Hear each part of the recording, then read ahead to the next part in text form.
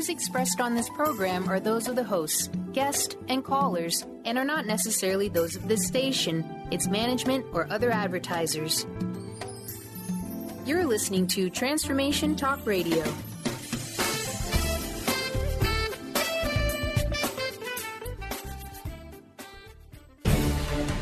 Get ready for a game changer. Sarah Westall is bringing you Business Game Changers Radio, Mondays at noon Pacific, 3 Eastern. Sarah will bring you leading experts, visionaries, and newsmakers who provide the best commentary on big issues and cutting-edge innovations. Sarah's 20 years as a business executive will help you think like an entrepreneur with expertise, energy, and attitude. Now here's your host, Sarah Westall.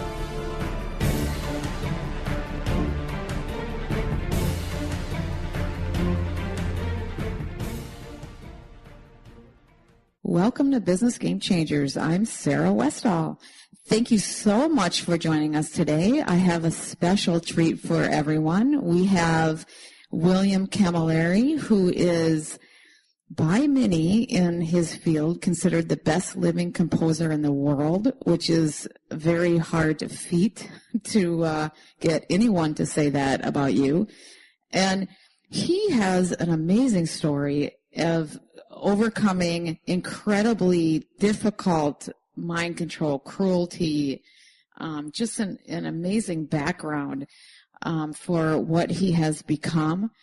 And he is going to come onto the show today and share with us their efforts at making a major motion picture about his life and how that is shaking up Hollywood and shaking up how Hollywood does business.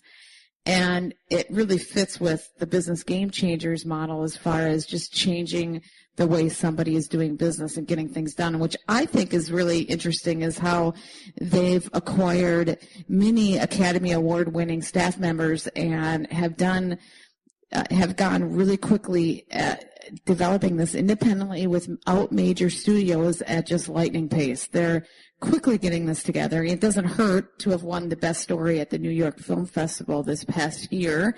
I mean, I think that's a major bonus, but he's just amazing. You know, the head of Sony Classical calls him a musical phenomenon, and we will have him joining the program very soon. But before we get into that, I welcome Tom Shepard back. And, you know, he's been talking about his 7 natures, and he went over it in much more detail a couple of weeks ago about what all these mean. And now he's going to give us a real-world example of how this has helped somebody with their finances. And he's going to be doing this for the next few weeks, so just giving examples of how this can help you. So now let's welcome Tom Shepard to the program. Hi, Tom. Welcome back to the program. Hi, Sarah. How's it going? Great. You are going to give us examples of how we can use our natures to better ourselves with money. And can you take it from there? Sure.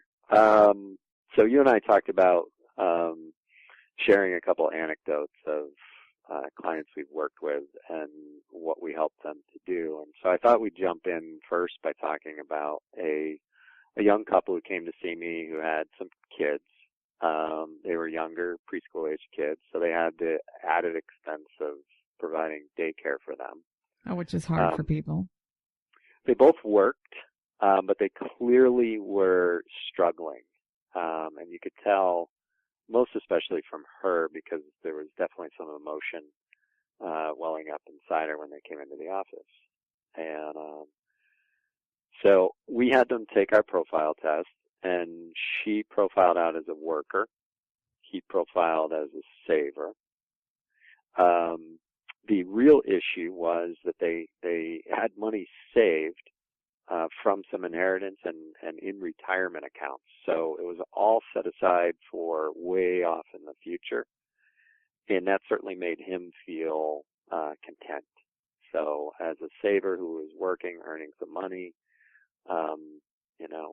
that there was some there, he was content. She, on the other hand, was the worker who had the role of paying all the bills. And because he took a pay cut, and she wasn't earning what she thought she could earn, they were really struggling sort of month to month In fact, so they were saving well, but they weren't making enough just to get by on the bills that they had. They had created a stress between saving and spending, and she had the role of spending the money and managing the budget and making sure that there was enough to spend. And so what we helped them to do was really just check their vocabulary and make sure that each of them understood the nature of the other person, but also the role in the situation. And in the end, we agreed that we would come up with a strategy that would take some money out of retirement and do it in a way that wouldn't harm them, take advantage of the tax code, and make their budget work a heck of a lot better. And then did they start thinking about how they can better? I mean, basically, they were just going to save a little less and have a little bit more resources for the today. Well, here's what happened in her mind.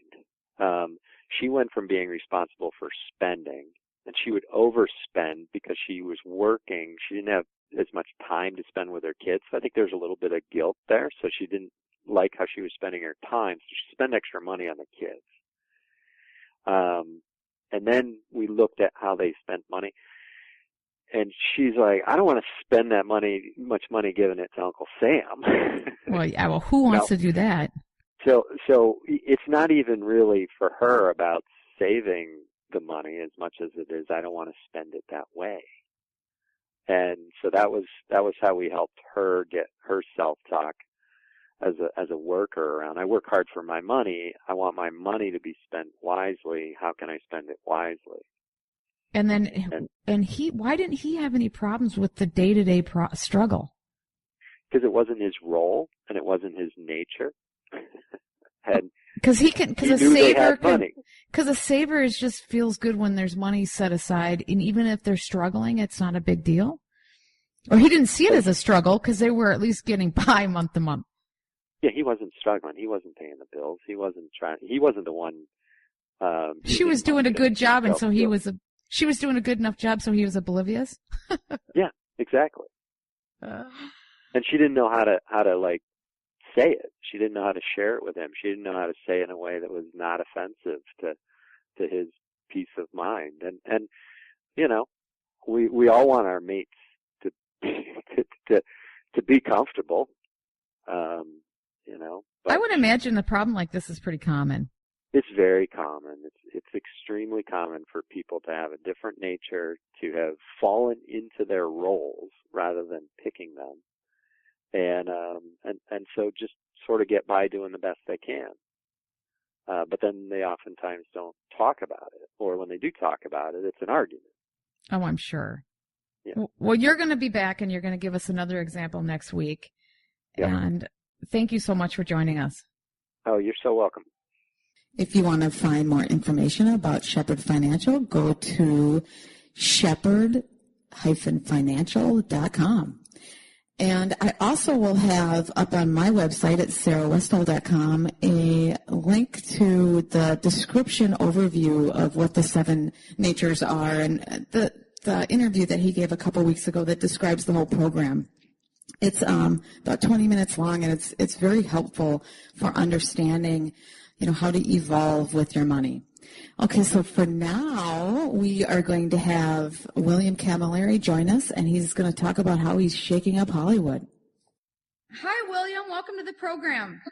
Hi, Sarah. Thank you very much. You're welcome. I'm glad that you're joining me today. I'm really excited to talk about your new movie that you have going on. But you have so much attention that you have garnered so far. Why is that? Why are so many people interested in talking to you about your movie? Well, I don't know. I think it's because I tapped into a story that seems to be moving people and grabbing people's attention. I didn't expect this, to be honest, but I'm quite overwhelmed by the amount of people who have attached themselves to the project and seem to like it.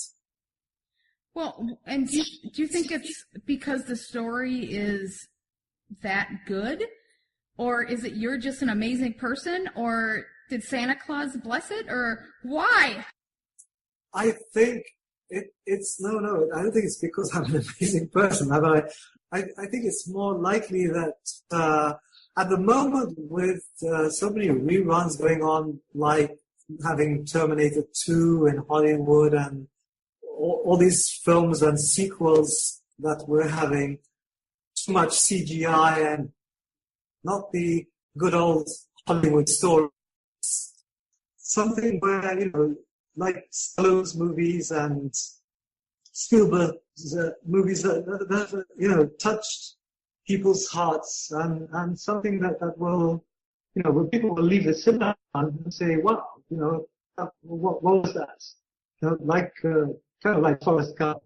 So people are for something good. Yes, definitely. I mean, this is not coming from me, actually. This is coming from my cinematographer, from my actors, my sound people, especially from the acting division. They're virtually all complaining, I did a movie, but, it left me cold. And I think there's a huge thirst because otherwise I wouldn't have people attached to a movie without a screenplay, and I wouldn't have investors investing in me without even reading my business. Well, why do you think? I mean, your story is different than what a lot of people are used to seeing in Hollywood. And is it because it's inspirational and it's unique and it's maybe the right time in our culture where we are looking for hope and we're looking for something good in our lives, and that your story brings that? Yes, because basically filmmaking is all about entertaining and also inspiring people. And there are times when I've seen films that when the film is finished, I kind of say, wow, and I think about it. And a film is very, very powerful. It's a very powerful medium. And so I believe it's kind of like music. In today's music has become manufactured. Like the music I used to listen to, not trying to sound like an old age pensioner. We're all getting old. Yeah, like Alan Parsons, for example, who I've got on my team. Yeah, it's not like that type of music where today's music is just manufactured music. And I think that's happening with too much CGI and too little story. And the CGI and, okay, I'm not saying CGI. You don't have to have a good movie full of CGI with 3D in a movie. It's the story. If you have a good story, you can see a movie from the 60s or the 70s, and you see one of the most awful stories are the ones that have lost it. And we seem to have lost that.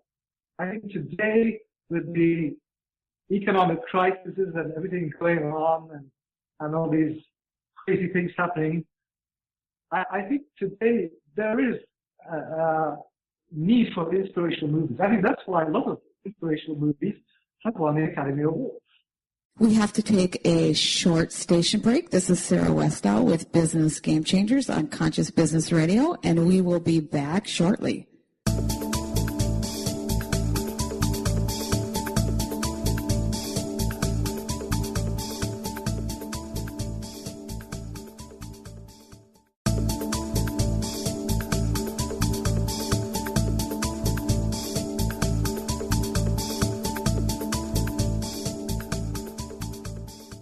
Welcome back. This is Sarah Westall with Business Game Changers on Conscious Business Radio and Transformation Talk Radio. And we are talking with William Camilleri and having this fascinating discussion. So we'll get that going again right now. Well, I think that's what does win the Academy Awards, are those better movies. Titanic, Forrest Gump, they're not the stereotypical Hollywood movie. They're different. But your movie is creating this marketing snowball, and I call it the snowball effect when things, when you get that momentum going. Startups all need this momentum, and it's a snowball effect, and you manage it where you keep putting different things in place that make the momentum bigger and bigger, and it's this big snowball, and eventually it takes on a life of its own, and hopefully you've made the snowball go in the right direction. But your movie is doing that, and that's not typical of a movie, especially from somebody who's independent and not well-funded from one of the major studios. And so it's something that's very different, and that's why I wanted you on my show, because as you know, my show is about disruption and innovation and things that are different. And this is a game-changing way of how you're going about making a movie in Hollywood. And you're doing it, and big people are getting on board, people with names. And can you talk about that a little bit? Like, who are some of the people that you're getting onto your team? Yes, in fact, it's highly unusual because I started off with the music legend Alan Parsons because this is going to be not just a great story, but very intense score to go with the story. So I want to have it like a double ripple effect. Yeah, kind of like Titanic had that great music that went with it, or yeah. Exactly, because I feel that's something we've lost. For example, if you talk about The Godfather, people know the theme of The Godfather. If you talk about Jaws, people remember Jaws. Yes. They remember the music too. You see, so I think we've watered down the music into a lot of electronic rubbish. We have to go back to that beautiful, orchestral, emotional, passionate type of filmmaking, which of course Hollywood have been doing. But it seems to be now something that we need to get back into. Well, good powerful films are the ones that make the most money. And that's what you're shooting for here, right? Because your story is quite amazing. I mean, I don't want to give away the story too much, but you've been coined as one of the top composers in the world. I mean, they compare you to the greats like Beethoven, and it's an amazing story. Plus, you were raised in a very difficult environment. You were in a coma for a month. They thought you were going to die. So you have this really amazing inspirational story behind one of the greatest composers of our time, and you're producing the movie. So there's all these elements that are coming together that could really make a blockbuster, and people are seeing that, and you're coming at it independently and doing it differently, and I love what you're doing. Oh, thank you very much. I think when you are a composer, you tend to do things differently anyway. I think if you ask most composers, they don't. We try not to fit in the norm, because when you compose something, you want to bring out something that's yours, but also something that connects to the people. And in fact, a lot of what we call the so-called great composers, I mean, they had very similar experiences, because I read, for example, stories about Rachmaninoff and Beethoven and these people, and a lot of them had difficult childhood, all kinds of trouble and ways to make them creative. It helps create that creative spark, huh? Yeah. The pain. And sometimes, sometimes people see pain or going through difficult times, I mean, as a negative thing. Obviously, it's not something good, but we don't tend to see what happens after that. So, for example, yes, I was in a coma, and I was told that I wouldn't live. At that time, of course, I wasn't too happy about it. Of course. But I couldn't foresee that after that, what would happen. Because if I could have foreseen that after that, I would have composed music that I didn't even know what it was, I would have said, great, put me in this coma. Basically, you came out of this coma with this gift, right? I mean, you had a gift you were good at that before, but then you had this gift after you came out of your coma to produce music that you didn't even know. It was just like natural for you. And it was this amazing, I don't know what else to call it besides a gift that you were given during that time period. Well, yes, of course, certainly. The talent was always there.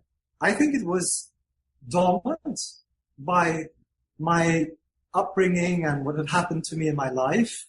And I think the coma experience well, when people see the film, they'll know, more about you don't want to give away too much of the film. But after the coma experience, with no musical training whatsoever, I'm completely self-taught. I don't read music. I don't use musical notation at all. I just went into my studio and, I was composing around 20 to 30 CDs in a week of music that I had never heard before. I've orchestrated. It was pouring out of you. Yeah, it was pouring out of me. And my style just evolved into something that even I, till this day, when I listen to it, and I listen to my own music, I say, what is this?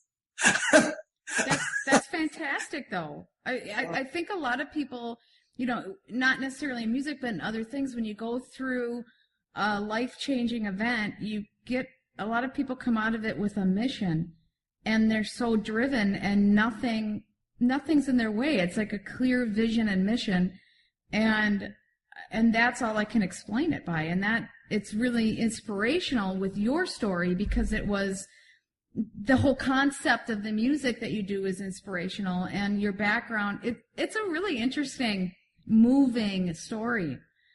But, getting into some other things that you were talking about before we started this interview, you were talking to me about the money in Hollywood and how things are changing. My show has a lot to do with the economy.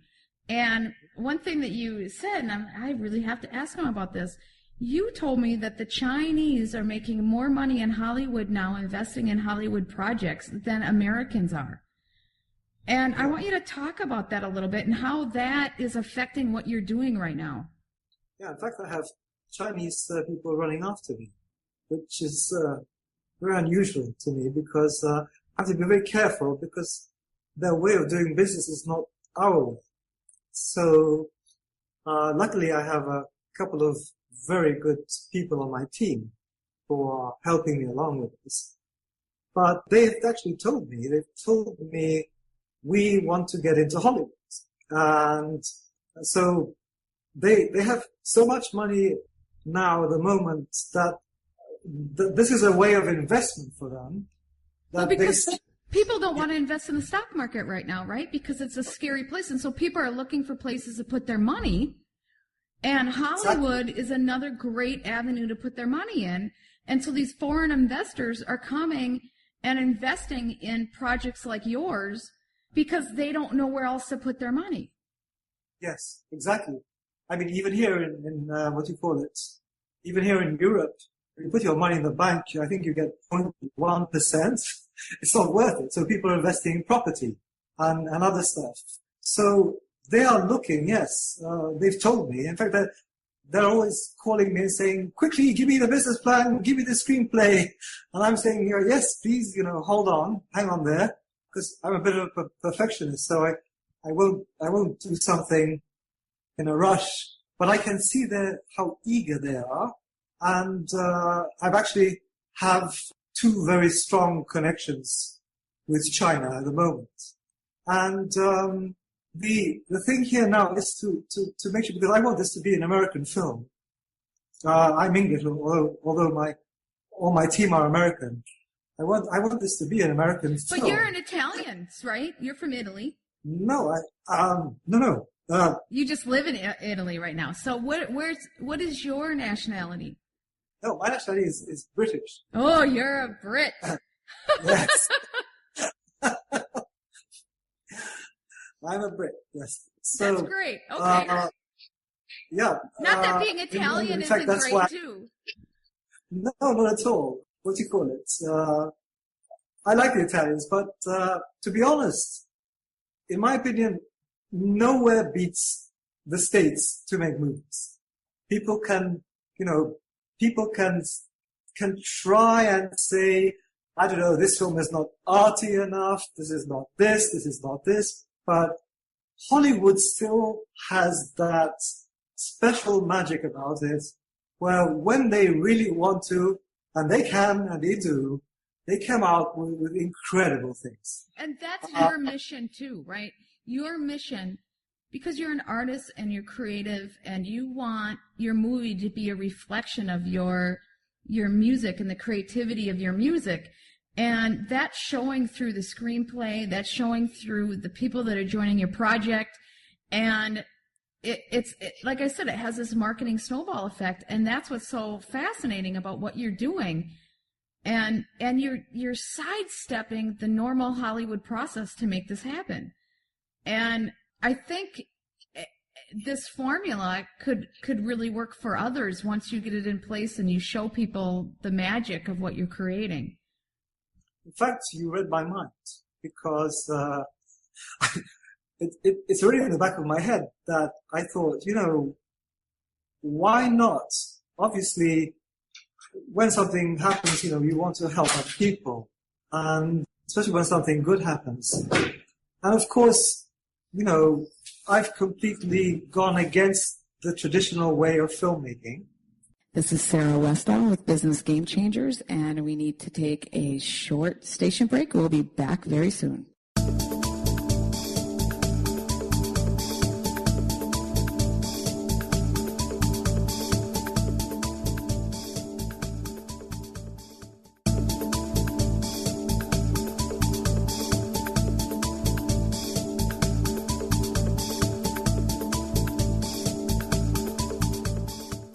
Okay, we're back. This is Sarah Westall with Business Game Changers on the Conscious Business Radio Network and Transformation Radio, and we are talking with William Camilleri. By starting off with basically driving some of my producers crazy, and by saying, let's make a movie, let's do it. And I've just, gone off on my instinct. It's the same thing I do actually, the same way I work with my music. So I find it very difficult if you pigeonhole yourself in music, in business, whatever you're doing, and you follow the norm, you won't have that much success. You have to be different. You have to do things differently today, because we live in different times. Yes. Things have changed. I mean, it wouldn't have been possible for me, to talk to the people in Los Angeles without Skype. So, I mean, this is just one example. So I think that when you start breaking the orthodox business methods and throw out your business plan and think, okay, what is the bottom line? The bottom line is you need a great story. And the second bottom line is you need money. The second issue is the money, right? But you're getting it, right? You're doing some fundraisers to get the initial, just kind of that little ball, so that you can take that to the bigger money that's sitting there. But you want to fundraise to get it to that, because you're a perfectionist, right? Get it to that perfectionist level and then bring it to these other people that want to invest in it. And as well as anybody knows, that you got to get it past that certain phase. You don't want to bring it to people until it's polished enough. But you have people waiting on the sidelines. Why? And I'm telling you why you're doing this, but you tell me in your own words, why are you not getting money from the billionaires that are wanting to invest with you right now? Why are you doing a fundraiser? Yeah, in fact, that was, just a small idea that had happened before this one of the billionaires came aboard this project.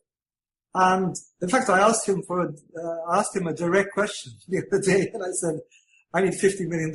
And he said, he smiled and he said, not yet. So what I'm thinking now is, I don't want to just make a film to say, look how good my movie is. That's the same stupid attitude that I used to have when I was younger with music. It's something I want to give to the general public that is like a gift that they can enjoy it, they can benefit from it, and it will be worth the money they pay to see the movie. So I'd rather now, because we have these investors interested, raise the game and take the movie to a higher level and get the best possible directors, the best possible A-list actors, and, the best possible crew to put together so that we can make the best possible film and bring out, you have the story on paper, but you need all these talented people and these wonderful people to bring it to the screen. And that's a very, very tough job. Well, if somebody invests in or gives you some money, you have a Kickstarter campaign going, will they get something for that if they give you $10 or $50 or $100? Yeah, I think they take 8% or something. But we're doing that more to get developmental money. That means, for example, I've been offered a screenwriter who's worked for Jerry Bruckheimer. Mm-hmm. And I think this is a wonderful opportunity by a wonderful man who's helping me along the way. That's Lonnie Ramati, who is, I think without his help, this film wouldn't have gotten far. And I think I'm at a stage now to say, okay, if there are these highly talented screenwriters and people like that we can use, then okay, let's go for it. Let's do it. Why not? And so that's what you have. You have an amazing list of people lined up that you're working with. How can people see more of your movie? You have a website now, and you have your project is up there, and they can see more. They can see the music that you've created. Where can they go to get some of that information?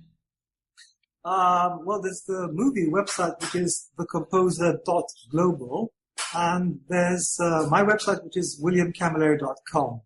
Okay, and then is your music up there too, so they can hear some of your music that you've composed? Yes, but wonderful. But not a lot, because I've removed a lot of my music because of the film. Okay. But from the funny thing about this is that some people who listen to my music, my PR company wrote it on my website, is that some people burst into tears when they listen to this music, or they get emotionally moved. So I'm thinking, wow, if that has that effect on them, together with a good story. Oh, absolutely. Imagine the impact, yeah? What are some of the big places that you've played? You've played at the big music halls, haven't you? Yes. Well, I was lucky enough that at 20 years old, when I was in London, to have played with Tina Turner on her. At that time, I was playing the drums. I used to play the drums, and I was in London at the time, and I was fortunate enough to play on her hits, Let's Stay Together. Okay.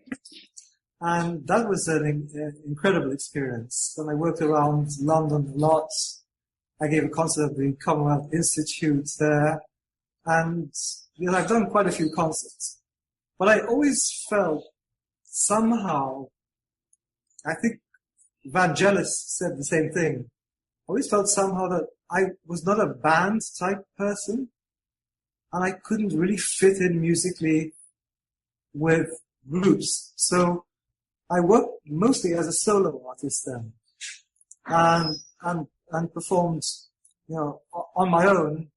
And I found that then when I swapped instruments to the piano, giving concerts in Europe and different places, I found that was more of my forte, when I was just expressing myself, composing music to an audience and seeing the audience's reaction to that spontaneous composition.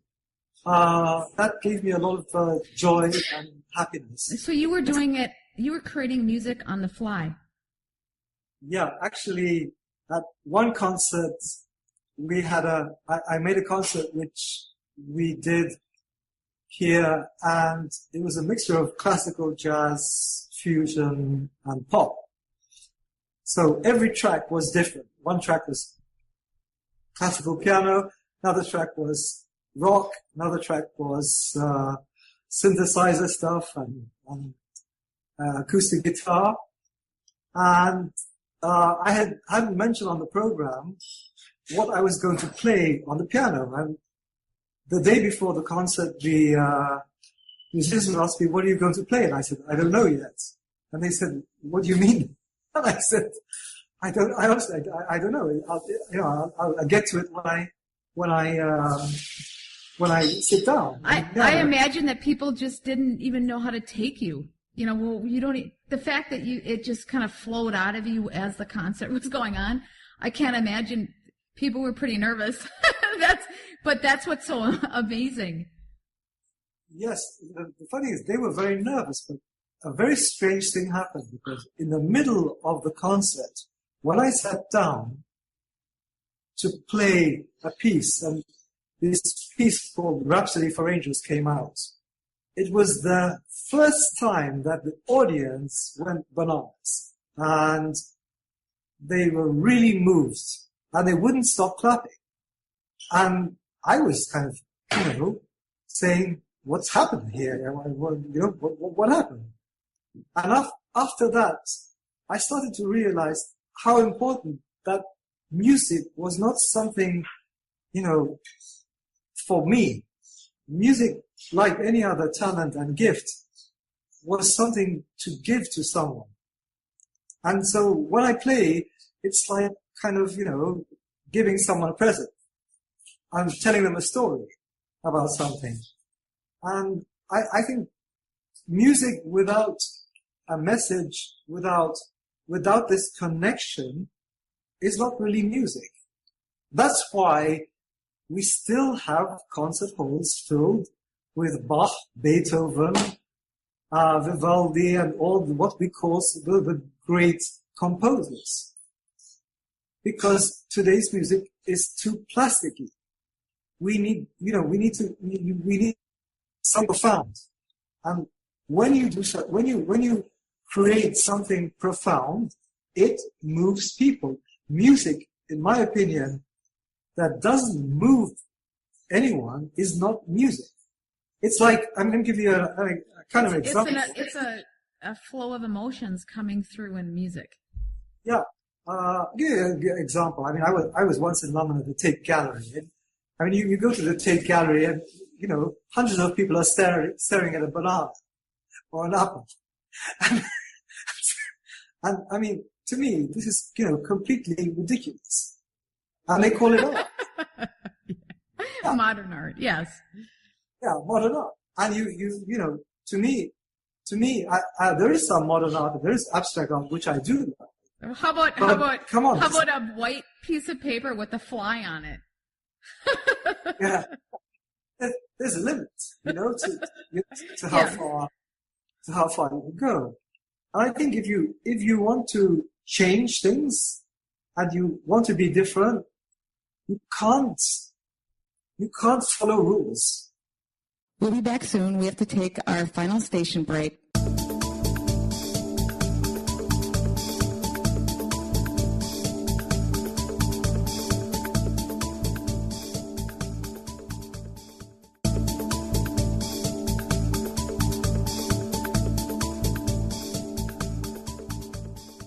We're back. This is Sarah Westall with Business Game Changers on Transformation Talk Radio and Conscious Business Radio, and we are talking with William Camilleri.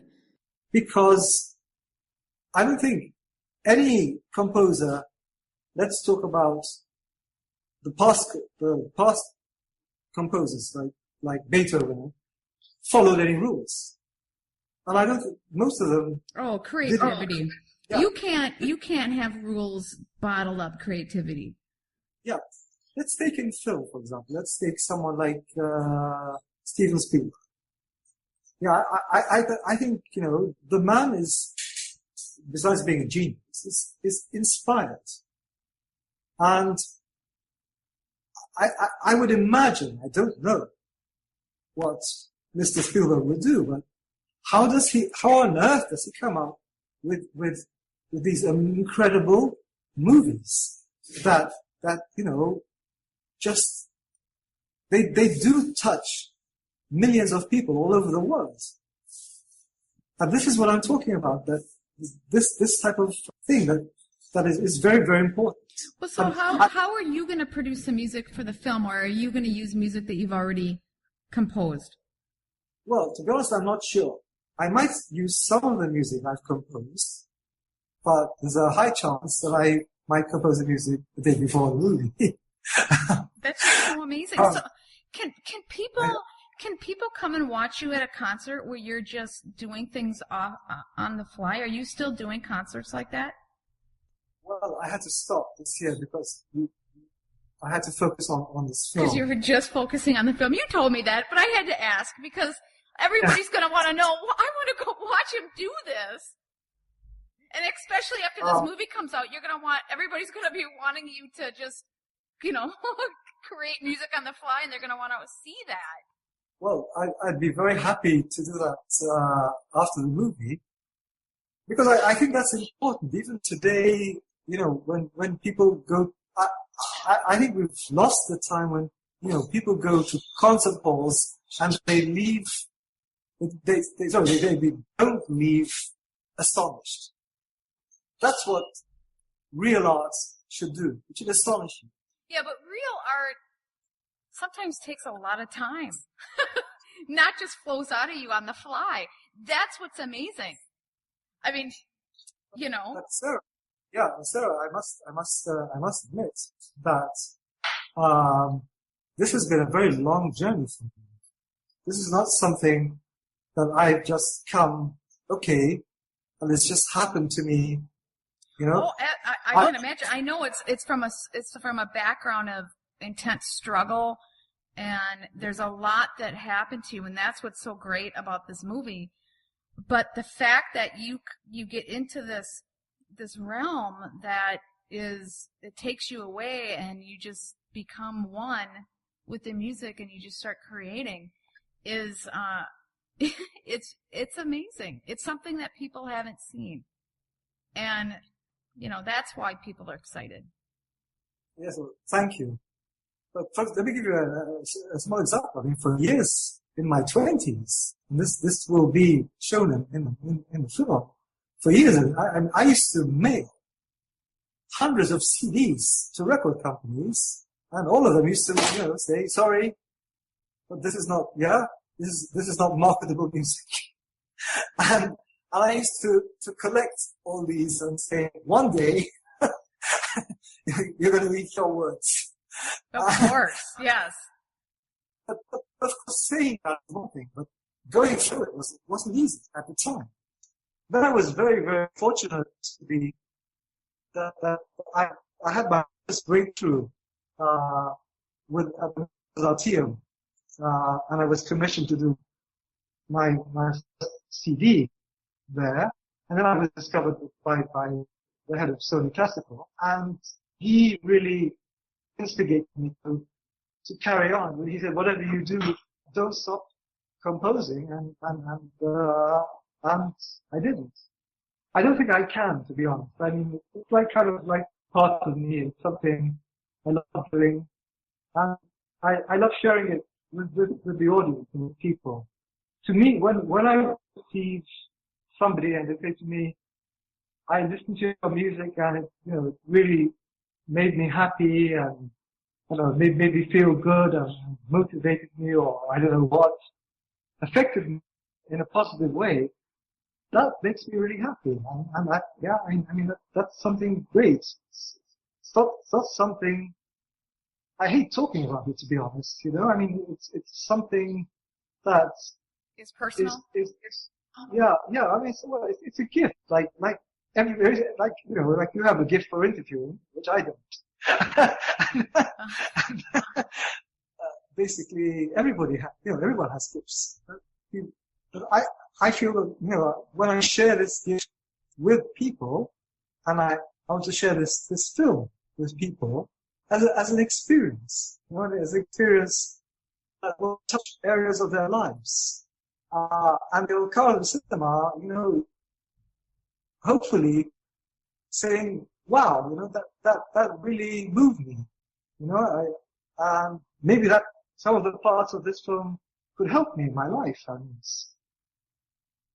can people get more of this? How can people I mean, they can invest, they can donate to help get your stuff going to the next level, or they can invest, they can get CDs and T-shirts and things, I think, is what you're saying. But how can people see more of your music, or hear more of your music, and see more of what you're doing? Your website will have it. There's a movie website, which I'll have up on the radio page. Can they buy your CD? Not yet. At the moment, I've actually taken all my music off because of the film. What I will be doing is probably after the film, then I'll have all my CDs released, and I'll have it put on online, and anybody can get hold of it. Okay. Well, fantastic. Well, I'm going to have links on my radio page, and so they can get hold of you and see your stuff. And when do you think the movie might be out? When do you think this will be something people can watch? Okay, that's a difficult question. 2016? That's too soon, I know. Is it aiming for 2016? My aim is 2016, yes. That's what I was hoping for this year. Of course, you never know. So maybe 2017. I really have no idea. I mean, for 2016, so I say to all the big directors and out there listening, please have a look at my site, and I have an incredible story that and the A-list actors out there who want to do something really special. And anyone who attaches themselves to this project will find a really deep sense of fulfillment in their work. Well, thank you so much, William, for coming today and talking with me. I really appreciate it. And like I said, I'll have all your information up on my radio page at sarahwestall.com. And you have a wonderful day. Yes, thank you. Thank you very much. Fascinating interview, fascinating man. I am very excited to see the movie when it comes out. It should be very inspirational and very uplifting for people. If you want to see more information on the movie or get more information on him, I will have links to all of that up on my website at sarahwestall.com. I will also have links to Tom Shepard for Shepard Financial, as well as a link to his 7 Natures overview. But as we close out this show, I am going to close it with some music from William Camilleri. I hope you enjoy and have a wonderful day.